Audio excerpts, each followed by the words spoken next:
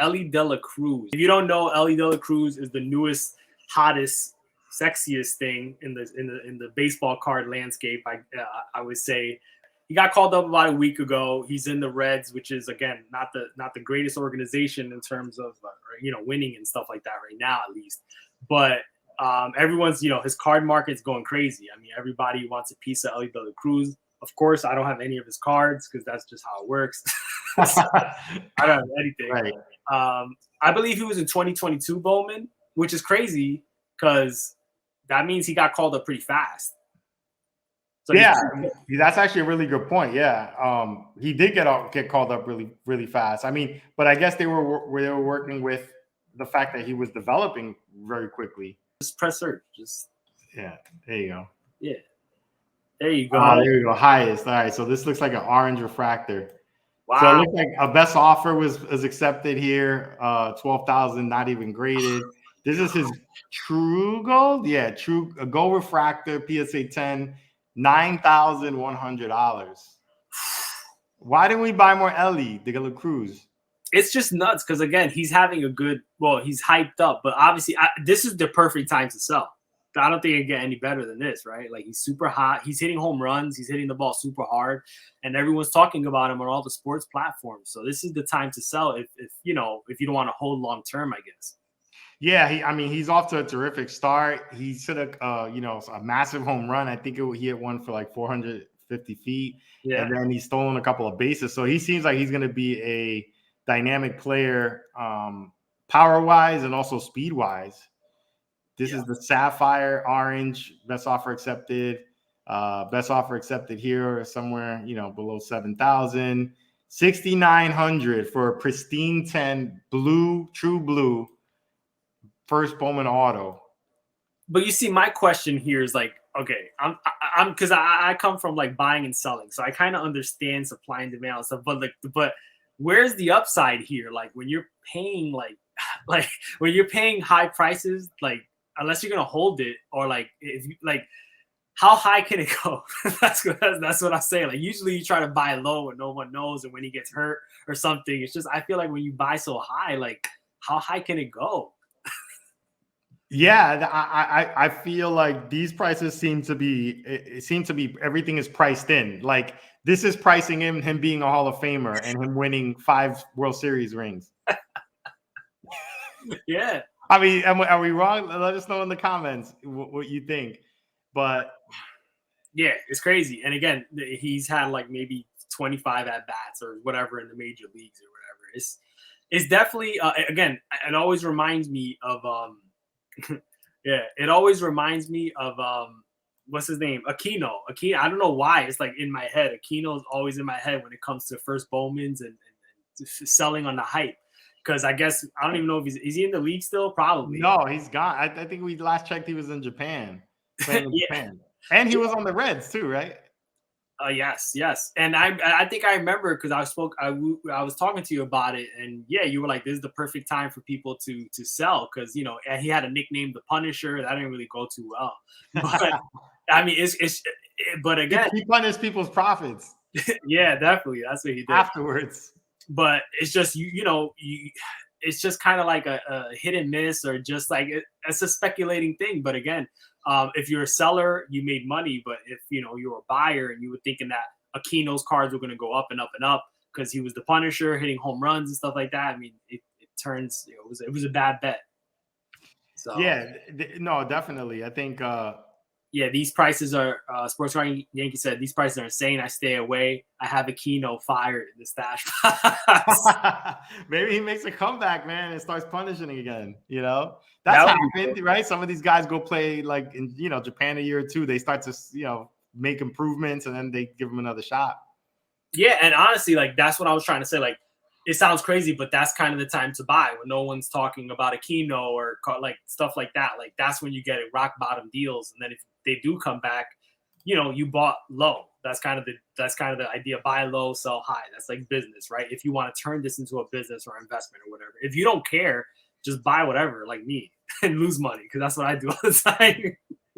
Yeah, well, you know what this tells me? We were just looking at obviously his primary card available right now is the first Bowman, but Man, Topps can't wait to start printing his rookie cards, right? Yeah, we're gonna see what happens with the RC. So I'm assuming what this is. Update? No, yeah, it's gonna be an update. They're not gonna put him in Series 2. So no, Series 2 is already out. Is it? That has Volpe. Yeah, Volpe's in it. That's what everybody's ripping, right? You have to open some.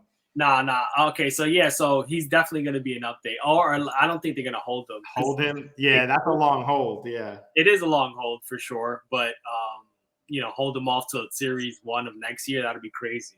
But either way, he's going to definitely be probably the most sought after person. Unless you could think of someone else right now. I can't think of anybody else that since Julio has really come out. Series 2 is out. Yeah, thanks, Sport Card Yankee. That's like Volpe's in there, and there's a couple other guys that are, some of the chases in Series 2. But for sure, I would think Elly maybe is going to look like to come out in the update series. But the prices are astronomical, and again, like we talked about in the beginning of the show, right? Like he's on the Cincinnati Reds. So how many, even if he stays on the Reds, let's say he signs like the Reds locked in Wander, you know how they got him in for like 10 years or whatever, and he spends most of his career. Let's say he signs a contract and locks in a good amount for himself for the next 10 years. How many championships is he going to win between? And I know it's not all about championships, but baseball is not though. And baseball is really not about championships. It's not. It's definitely not, but it helps. Oh, for sure, but it's not. I mean, what happens is that like it's Elly, like for example, Elly's on the Reds, like his rookie card comes out, it's hot, and then in like 2 years it goes like this. Then the next guy comes in, and then everyone forgets about Elly, and then when he starts doing really really good, and there's like potential Hall of Fame upside, then it starts going back up. So that's kind of how it works, man.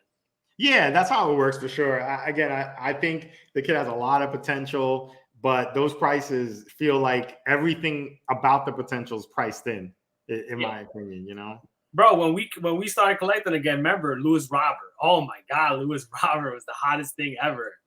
Bo Bichette too. It was Bo Bichette. Yeah. Louis Robert was a little hotter though, I think. Jordan Alvarez, and then slowly but surely we start talking less about them. Then it was Wander Franco. Wander Franco was the man. You needed some Wander, and then Julio Rodriguez, and then Bobby Witt Jr. And so it is the way it is. Now it's going to be Elly and maybe Volpe. I'm not sure if he's that sought after, but it just is. It's a cycle. You know what I'm saying? And then if Louis Robert starts having a career where it looks like he's on a Hall of Fame trajectory, then it's going to be Louis Robert is the guy to buy. It's crazy.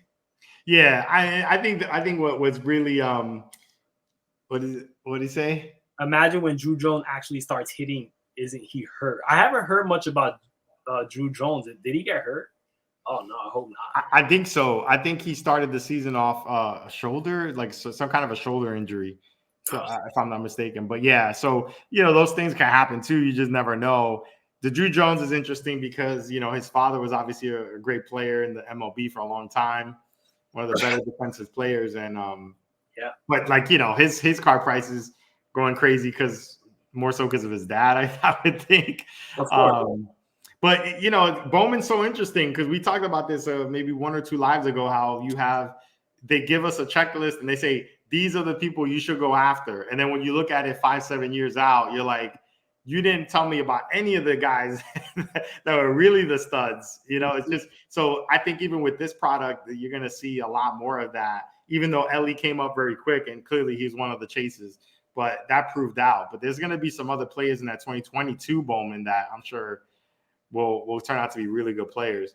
Well, that's what makes Bowman exciting overall. Like I said, in 2020, I have a bunch of cards in my my office, and I was going through them, and I had like Volpe, Mojos, and I don't have a Strider. I wish I did, but players like that who you never heard of or whatever, and you could go back and be like, oh, wow, I got their first Bowman. I didn't know anything about them. And that's what makes it overall exciting because when you get at least, generally when the rookie card, the RC comes up, you know who they are. Like, you kind of know. I mean, you could still get players with the RC who you don't know who they are. And then a couple of years they blow up. They're good. But generally, like, who the players to chase are in that set.